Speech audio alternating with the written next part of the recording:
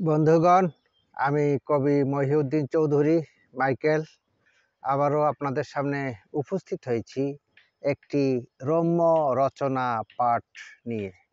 আমার আজকের রম্য রচনাটির নাম গাভীর মরণ উৎসব।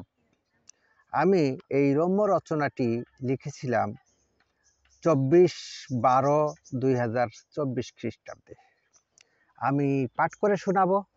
তার আগে আপনারা এখনও আমার এই ইউটিউব চ্যানেলটি যারা সাবস্ক্রাইব করেন নাই, তাহারা দ্রুত সাবস্ক্রাইব করে লাইক, কমেন্ট, শেয়ার দিয়ে পাশে থাকবেন, এই কামনা রেখে আমি পাঠ শুরু করছি। প্রাচীন বাংলায় এখন থেকে প্রায় 700-800 বছর আগে, তখন প্রায় শতভাগ লোক সনাতন ধর্মের অনুসারী ছিলেন। কিছু কিছু সনাতন ধর্ম অবলম্বী নিম্নবংশী, কিছুটা লোভী, কিছুটা ভীতু এমন লোকেরা তখন ইসলাম ধর্ম গ্রহণ করেন নাই বা মুসলিম ধর্মে প্রবেশ করেন নাই। মাত্র ইসলাম ধর্ম গ্রহণ করে মুসলিম হওয়া শুরু করেছেন এমন সময়ের একটি কল্পিত ঘটনা। সেই সময়ে এক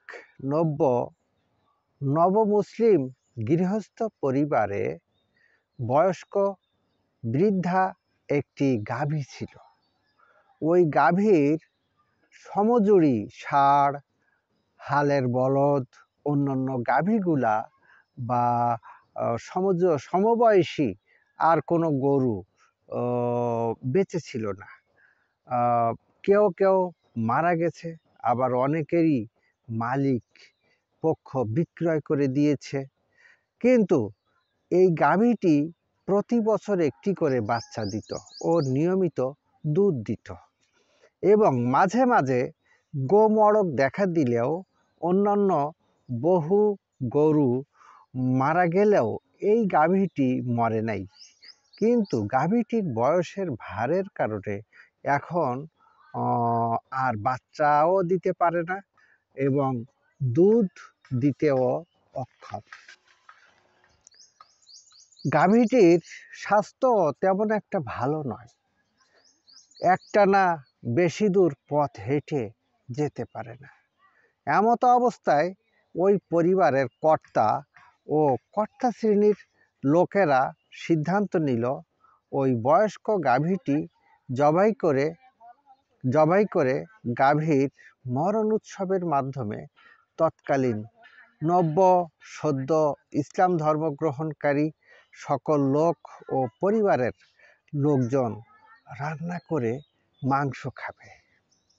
ওই গাভীর মালিক পরিবারের বসতবাড়ি বা ভিটা হতে গরু রাখার ঘরগুলি, অর্থাৎ গোয়াল ঘর বা গোয়াল বাড়ি, প্রায় 1 মাইল দূরে। মাঝখানে ফসলি ক্ষেতের বুক চিরে মাটির রাস্তা বা মেঠো পথ বয়ে গেছে। পরিবারের সিদ্ধান্ত অনুযায়ী পরিবারের 2 ছেলে ও কর্তা গোয়াল বাড়ি হতে গাভীটি জবাই করার জন্য গাভীটিকে বসত বাড়িতে আনতে গেছে। ওই গৃহস্থ পরিবারের অধিকাংশ আত্মীয় স্বজনরা তখন ওই সনাতন ধর্ম পালন করেন। তাহারা ইসলাম ধর্ম গ্রহণ করে মুসলিম হয়নি এবং একই বসত ভিটাতে আশেপাশে ছড়িয়ে ছিটিয়ে সকলেই বসবাস করেন এবং সকলেই যদিও ভিন্ন ধর্মী, একদিকে সনাতন ধর্ম অবলম্বী কিছু লোক আর মাত্র একটি পরিবার মুসলিম ধর্ম অনুসারী, তবুও এরা পরস্পর একে অপরের রক্ত সম্পর্কীয় আত্মীয় স্বজন। অন্যদিকে ওই যৌথ বসত ভিটায় এই গাভীর মালিক গৃহস্থ পরিবার ছাড়া আর সব পরিবারগুলি সনাতন ধর্ম পালন করতেন। আর সনাতন ধর্ম অনুযায়ী গরুর মাংস খাওয়া তো দূরের কথা, গো হত্যা মহাপাপ। এমতো অবস্থায় সনাতন ধর্ম পালনকারী লোকেরা গাভী জবাই করে মারার জন্য গোয়াল বাড়িতে গাভী আনতে গেছে। জানতে পেরে কিছু লোকজন লাঠিসোঁটা নিয়ে বাধা দেওয়ার জন্য গোয়াল বাড়ির দিকে রওনা হলো। অপরদিকে নবমুসলিম পরিবারের বাকি লোকেরাও লাঠিসোঁটা নিয়ে ওদের পিছনে পিছনে ছুটতে থাকলো। অবশেষে বসত বাড়ি ও গোয়াল বাড়ির মাঝপথে দুপক্ষের মধ্যে মারামারির একটা ঘটনা ঘটল। পরিশেষে দুপক্ষের মধ্যে সিদ্ধান্ত হলো বসত বাড়িতে গোহত্যা করা যাবে না, কারণ এখানে অধিকাংশ পরিবার একটি পরিবার ছাড়া আর সব পরিবারই সনাতন ধর্ম অবলম্বী। অতএব এই বসত বাড়িতে কোনো অবস্থায় গোহত্যা করা যাবে না এবং গরুর জবাই করে এখানে রক্ত ফেলা যাবে না,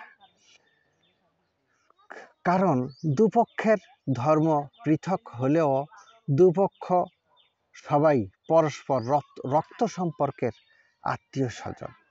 সেই যাত্রায় গাভীটির মরণ উৎসব আর হলো না।